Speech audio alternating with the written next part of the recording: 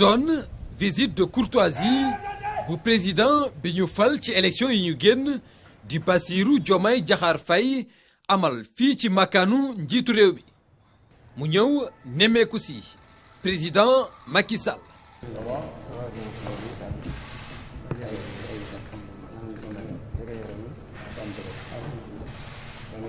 ginnaaw saafonte yi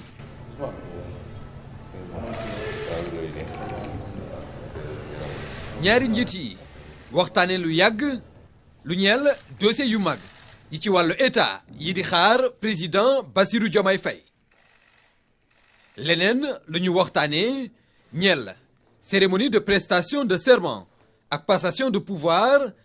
di jokkalante nguur gi te ñu fas yéene ko amal ñaari fan ci weeru avril ba ñu ci pare nag njiitu réew mi wana lekk président Bassirou Diomaye